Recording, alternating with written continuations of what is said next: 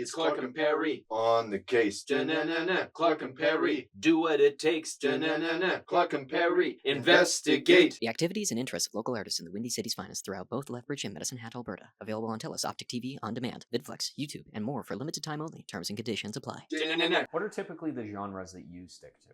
That was going to be my next question. Yeah, I love like 90s 90s? UK house, 90s like R&B, hip hop. Nice. I'm a 90s queen. Yeah. It's just what I grew up listening to. A lot of 80s like soul, and then comedy. Like I love comedy. I love being able to do like fast lip syncs. That's very important for me as a drag performer, and that's what I really try to like drive home with the people that performed in my shows. Yeah. You better know your words. You could show up looking like a whole ass mess, looking so gross, like you just rolled out of bed. Yeah. But if you know your words, slay. Do it. Slay. But and that's the thing, is like you could show up looking like the prettiest, princess at the party. But if you don't know your words, why? Like, what are you doing? Yeah. Come on now. Exactly. And if you don't know your words, you better know watermelon well. Yeah. You know what I mean? Like, what is it? Pineapple. Pineapple, watermelon, Exactly. etc. Yeah. You mentioned kind of fast lips. Is that just like It's a skill. That's a skill, just going with the lip sync, or is there an actual like campiness to? Like, no, you have to know the words. Yeah, you have to be able to punch every single word so that people are like, "Whoa, she's actually like doing the whole thing." What's the most difficult song that you've had to perform to? The most difficult song, I think, there was this. Oh, man, so it's from a musical called Company. Stephen Sondheim. Okay. And it's one of the fastest patter songs like in musical theater history. It's called Getting Married Today, and it's very, very fast. Oh like my very, goodness. very, very, very, very fast. Those fast lips. Yeah, and so I did it actually for a musical theater show. My good friend Julie Hamdrews in Calgary hosts a Broadway brunch. And naturally she asked me because I love Broadway, and we actually used to do shows back in Calgary 10, 11 years ago. And I did that for a show, and she like watched me the whole time, and she went up on stage afterwards and she was like, no, Sophie knew every single word. I was watching her lips. I could hear her singing it. Like, because for my thing, like when I lip sync, sometimes I won't just lip sync. Like I'll kind of whisper the words, because you kind of get a more authentic feel and look for you're actually saying those words. Yeah. You know? No, that's really good. Does that kind of help you and inform your performance as well too? Of Definitely. just feeling like you don't have to enunciate and prove that you're singing every... Exactly. Yeah. Oh, okay. Oh, I also drive myself crazy. I will listen to the songs on repeat for like a week or two straight. I'm like, I'm so sorry, Chase. Like, because I have to. Like, and it'll be to a point, if I feel like I don't know the song well enough, by the show time, I'll switch the song. Because I want to, every time I deliver a song, I want to give it all it's got. Yeah. You know, I want to get every little nuance, every little like, you know, Christina, kind of thing. Like every kind of little, you know, sound that the artist makes, I want to really just kind of encapsulate that. And as you should, because like you said, you got to know your words. Yeah, you got to know your words. But I guess it was perfect, because I'm just going to ask this next as well too. What is your process for memorizing these songs?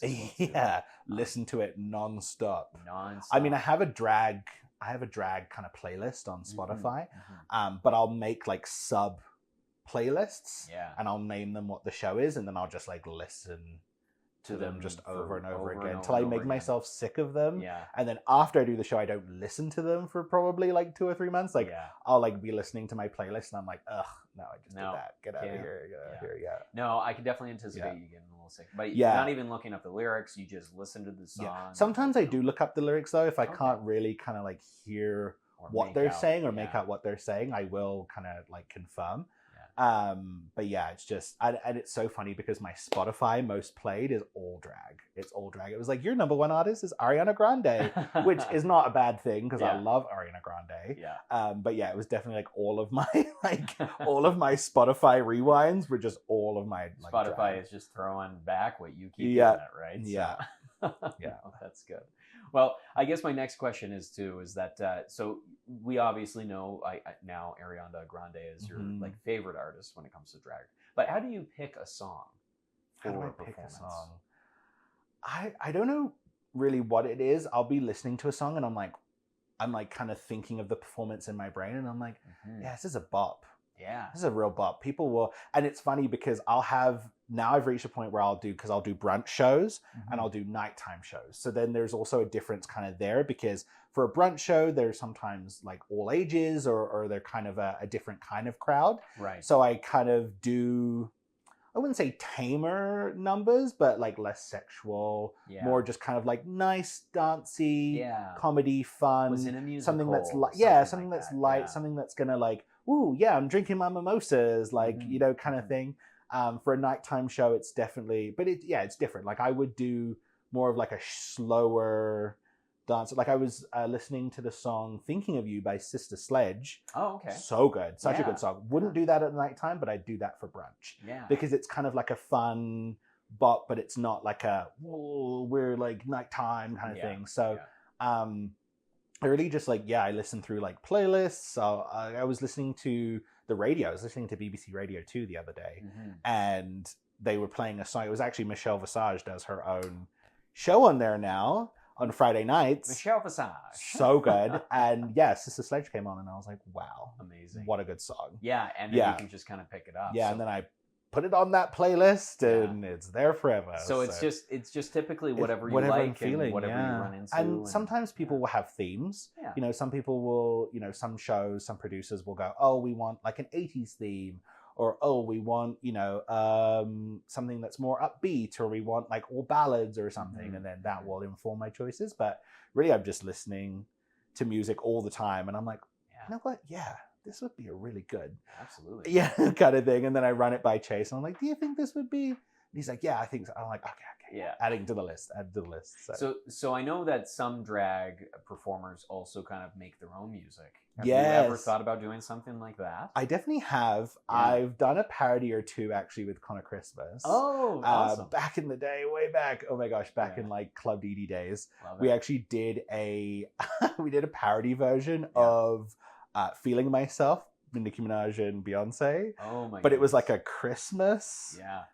It was raunchy and terrible and awful. And I wish we would have saved it, but we didn't. I couldn't even tell you. But just remember. But I would do my own music. It's a little cringy. It's a little cringy. I'm not gonna lie. Like some of these Drag Race girls they put out there, and I'm like, ooh, choices. But no, I think I would. Like I'd do like a parody or something, or I get a lot of inspiration from Mama Didi. Like I listen to her Monique's on Fourth, and I'm like, ooh, could I do something like that? Yeah. Right? Yeah. So hopefully a future prospect. Something that we can kind of look forward to. Yeah, a little EP, maybe, you know, drop a little album or something, a little cheeky album. Who knows? So what would you say are your biggest pieces of advice for yourself that you got for drag? For drag. Yeah. Your biggest 3 pieces of advice for drag. Oh, man. 3 pieces of advice for drag. Know your words. Know your words. Show up early. And do you. Yeah, like don't listen to what anyone else has got to say, because, you know, opinions are like buttholes. Everybody's got them. You know, everybody's got opinions. But as long as you are being you and you are doing what you're doing, no one can tell you anything differently. No, absolutely not. Like, that's right. As long as you are authentically you and you are living your best life. And I mean, your best life is pretty much however you feel comfortable, right? Feel comfortable presenting yourself. It's not necessarily like, sure, everybody has stresses and stressors, like, oh, I got to meet certain deadlines and all that stuff too. But as long as you're enjoying being in that kind of stage, I think that's honestly advice that people just need to come to understand a little bit better as well too. But know your words. Know your words. Show up early. Do you. And do you. Yeah. Okay, perfect. That couldn't have said it any other way. No, awesome. So I guess our next question is what is still left on your bucket list? What is still left on my bucket list? Yeah. World domination. No, just kidding. I feel like everyone says that probably. That's like, you know, they're like, what's next? Right? No, next on my list, just like in general, like Yeah. Is there Okay. anything that you still want to do? Yeah, I'm gonna plug it again. I want to be on Big Brother Canada. Big Brother Canada. Yeah, season 12, Mama. They just Yeah. released the auditions. I want to. I don't know. Mm-hmm. Really, I'm kind of in this stage of like, I've done a lot, and then there's still more to be done. Mm-hmm. More shows to be had. I really want to do more shows. It's really just like reaching out to people and being like, hey, like, how do you think about doing a show? We don't really have a space now. So then it's going to be finding, really kind of relying on the community and reaching out to the community, be like, hey, like, can you offer us a space? Can we kind of take up and space? just seeing if you can take on that producer role Yeah. as well too. So I guess actually kind of on that topic, like, what was that like producing your own show? A lot of folks I can imagine would have not achieved that. Right. So where did you start? It was really just reaching out to the people that I knew, like the people that have already, and then people that I just wanted to see. Like I felt like their voices need to be heard. I feel like they needed to be seen. And it's great. It's actually I found it really like not stressful. It was like, all right, I got to find 5 to 6 people. Yep. Each do 2 songs. We do a little bit of. I used to do a segment called Sophie's Corner where I would interview the performer, get them to introduce themselves, so that community could really know. You've got to know these people on a personal level. Like it's all well and good to see them and see what they're doing, but to get to know them personally is a really cool moment. It's a really cool aspect. It kind of gets you invested a little bit more, so you come out to these shows. So I really wanted people to be able to have that. Understand and demystify the person behind the makeup. Yeah, right? exactly. And I love being able to curate a show. Like I love, being like, okay, this song will be really good paired with this one, and that, you know what I mean? And reading kinda, the crowd, seeing exactly. Too. So I guess, like, what was the difference for yourself in the skills that you have as a performer versus the skills that you have as a host? What would you say is the big difference between those two? The big difference? Yeah.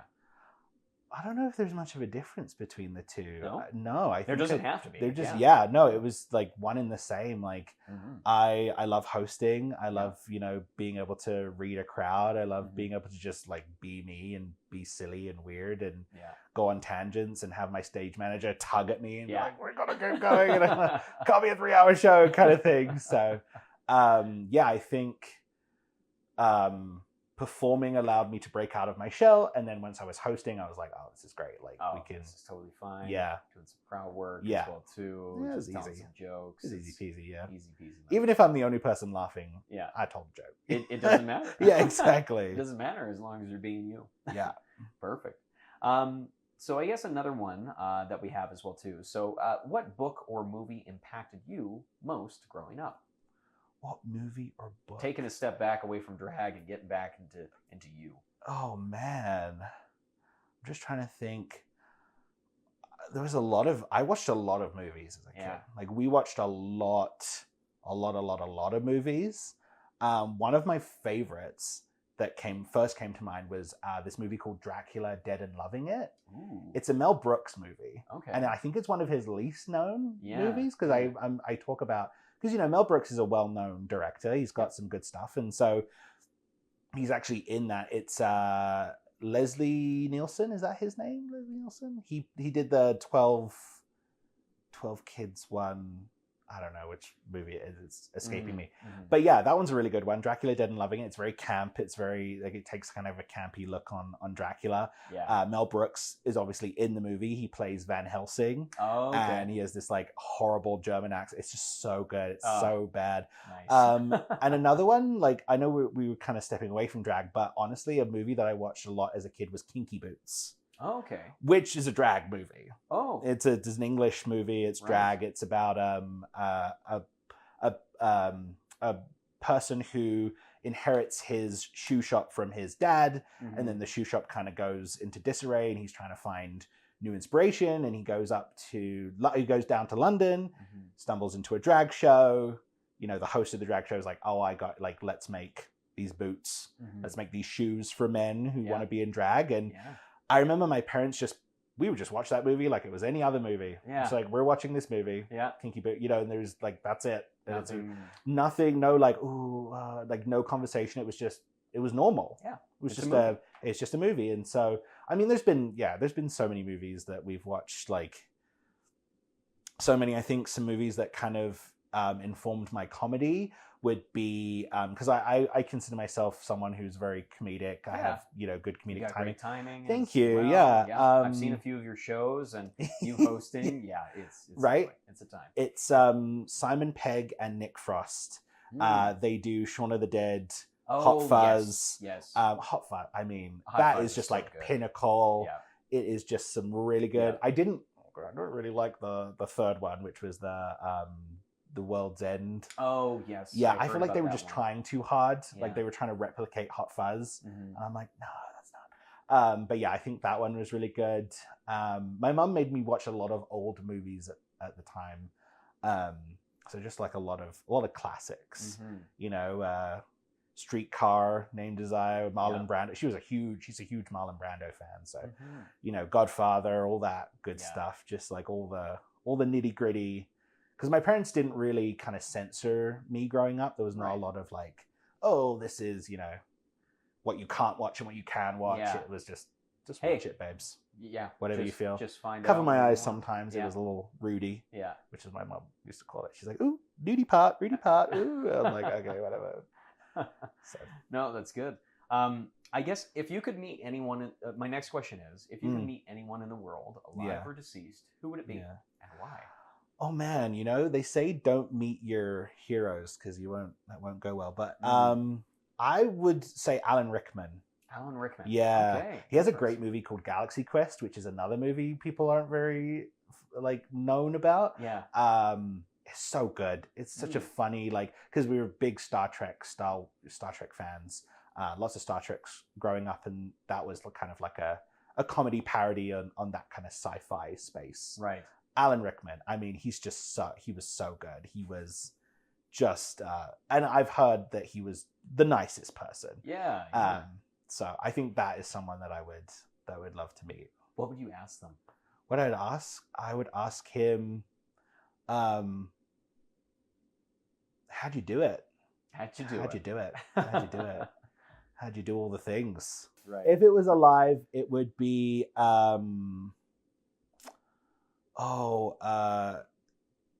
it would be Maggie Smith. Maggie Smith. Maggie Smith, Okay, yeah. nice. Yeah, she is still alive, I think. I haven't read my Twitter today, so I don't know. Twitter tells me. That's lovely. So I guess my next question would be, what was your favorite game as a child? My favorite game. Yeah. I know that you love playing, I think what is it? It's Zelda, Legend of Zelda. Yeah. That was my Breath of the Wild. That Breath was of my the Wild. first There we go. introduction to Zelda. I didn't play any Zelda kind of growing up. I think like my favorite game growing up was probably Mario.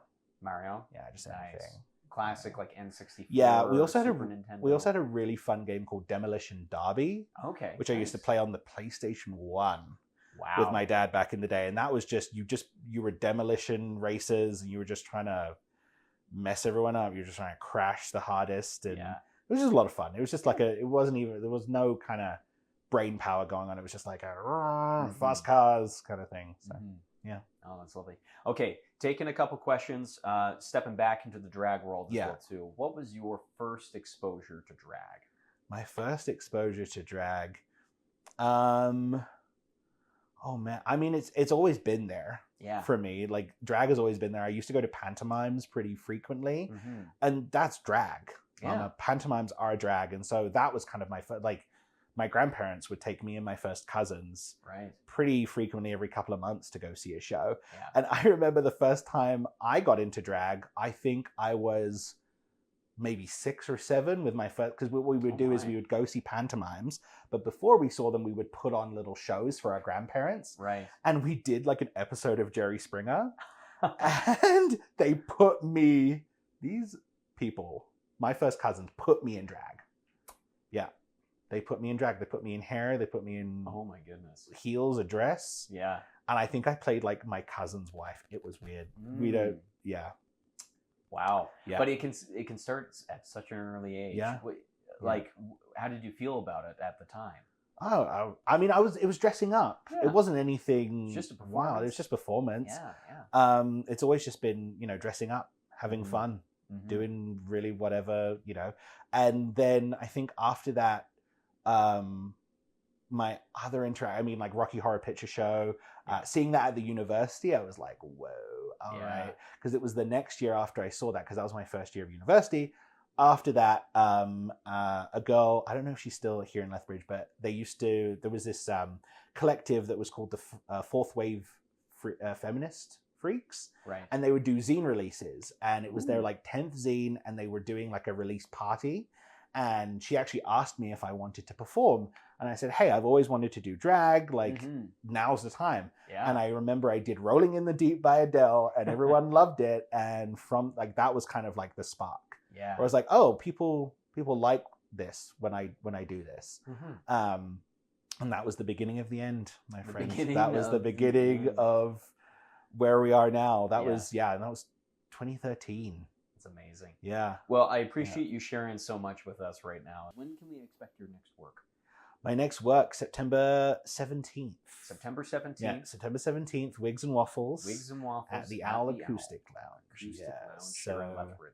Yep. Perfect. Okay. Yeah, that'll be a great brunch. Yeah. Come have some waffles. Yeah. See some people wearing wigs. You won't see me wearing a wig though. No. But yeah, that's a whole other story, Mama. That's yeah. And lip sync roulette at the end of this month. Ooh, perfect. Yeah, at the Owl as well. Excellent. Yeah. Okay. So the Well, 31st. tons of stuff going on here at the end of the month, so keep eyes peeled. Exactly. Okay, perfect. We're going to be here joined again by Jordan Payne, going to be breaking down the process of putting on drag makeup. Yeah.